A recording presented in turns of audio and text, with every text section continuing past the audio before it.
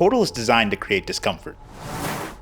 I just played Portal and Portal 2 for the first time. These games started as a student project called Narbacular Drop, went on to be discovered by Valve and became two of the most critically beloved titles in gaming.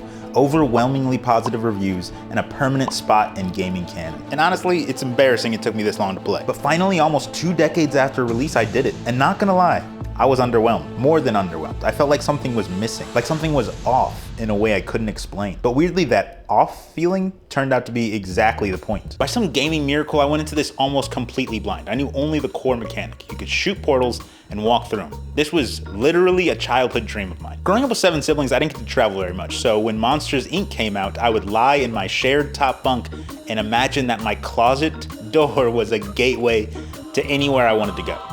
Adventure, escape, freedom. But when I started the game, I was trapped in a box. My closet door led to the other closet door, which is way less exciting. I mean, it was fun. Like, I can't tell you how many times I was like, but what do I, then I was like, oh, wait, what if I, and then I was finally like, whoosh, and then stick the landing, I'm a genius, now you're thinking with portals. That exact sequence happened dozens of times.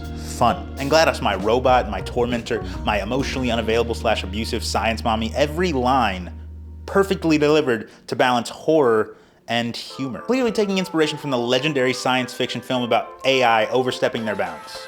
The Disney Channel original Smart House. Another one of my childhood dreams tied into this game. You remember this scene? This was genuinely peak aura at the time. I don't want to hear it. Even though I was having fun, I kept waiting for that moment. You know, the moment that made these games legendary. But it just didn't come. At least, not yet. The game felt so sterile and contained. It felt formulaic and repetitive, like a demo. But halfway through the game, I had a single thought that shattered my reality, snapped me right out of the Matrix. It feels like they created a cool mechanic and built Portal as an elaborate tech demo or playtest.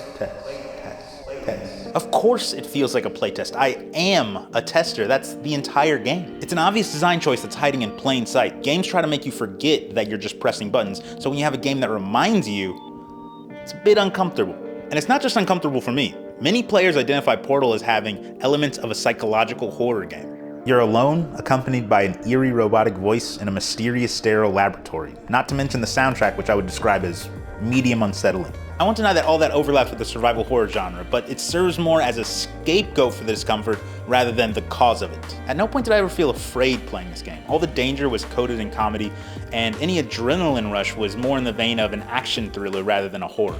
I came to understand that the game was unsettling for a different reason entirely. It was that this didn't feel like a game with a narrative. It was just a series of tests. But now I know this is game design at its most elegant. It's like when you're watching a movie and the director intentionally lingers on a clip way longer than you expected, and the longer it is, the more uncomfortable it gets. Valve used the same tactic, but instead of lingering on a clip, they lingered on the tutorial. You start out curious and excited to try something new, then the next chamber something else. Then again, and again, and again, and again, and again, and again. So you're halfway through the game and they're still drip feeding you new information and slightly more complicated puzzles. The longer this goes on, the less this feels like a game. The more it feels like GLaDOS is talking directly to me through the screen. Maybe this is just an exercise for her to observe. Maybe I am just a test subject, not the player. And just like that, Portal achieves something that most games strive for, that sweet, sweet ludonarrative harmony. I wasn't just playing as Chell, I was going through the same situation as her. Perfect situational alignment. And with this realization came another. Portal parodies popular gaming conventions. Of course, we're the player, but so is Chell. We're a player playing a player, and that makes GLaDOS the game dev. Most games pretend to give you agency while railroading you through predetermined paths. Nothing wrong with it, it's just how it is. Portal makes this completely transparent. BioShock did a similar thing, but that was the twist of the whole game. From the beginning of Portal, that's the point. GLaDOS literally tells you what to do and admits she's manipulating you.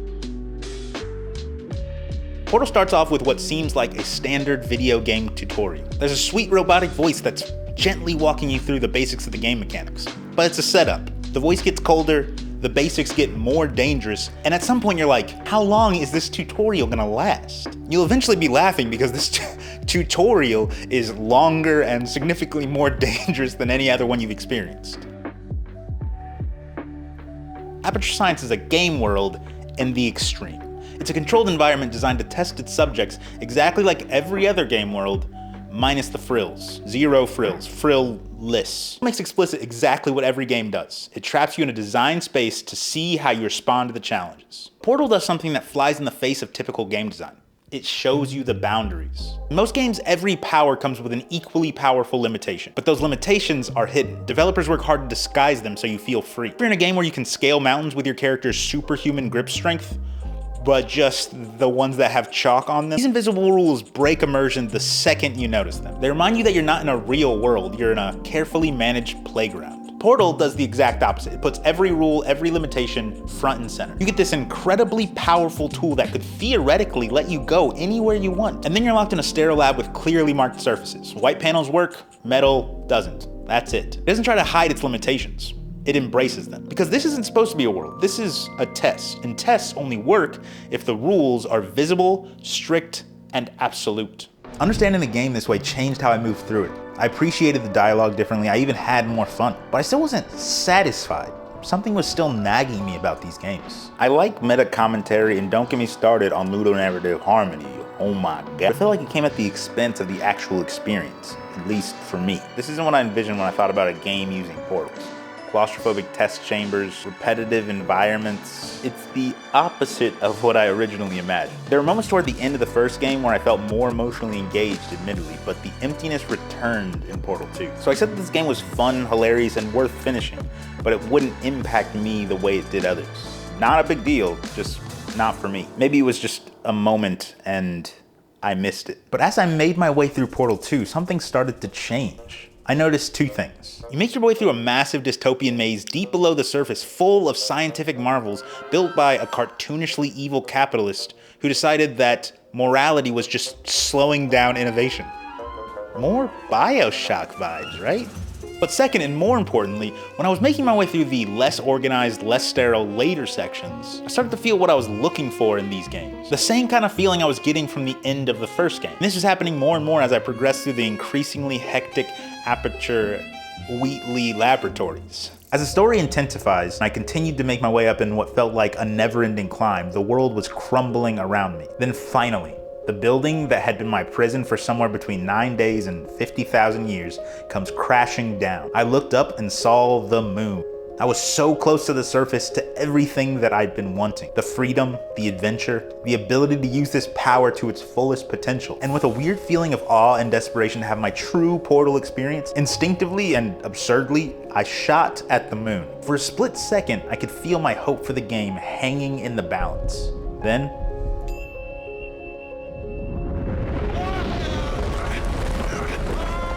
dare I say, perfect execution. I finally understood what felt wrong about the game. There's a reason a caged bird creates inherent tension. I had this portal gun, essentially a teleportation device from my childhood dreams, promising adventure, escape, and freedom. And they made absolutely sure I couldn't experience any of those things. From the first moment, this game's fundamental mechanic promises one feeling, while every other aspect systematically denies it. Telling you you're not in control, giving you a tiny space to operate, leaving any sense of adventure exposed only through these little rat man cracks in the system. They tease it at the end of the first game. You get to disobey orders, create your own adventure at the system's expense, and almost escape, only to be dragged back down to your sterile, controlled testing environment. But then finally, in the last moment, you receive everything that you were promised. Portal masterfully juxtaposes the promise of awesome power against an environment entirely designed to limit your agency. The emotional story isn't tied to the characters, regardless of how well written they are. You yearn for escape, adventure, and freedom with every fiber of your being,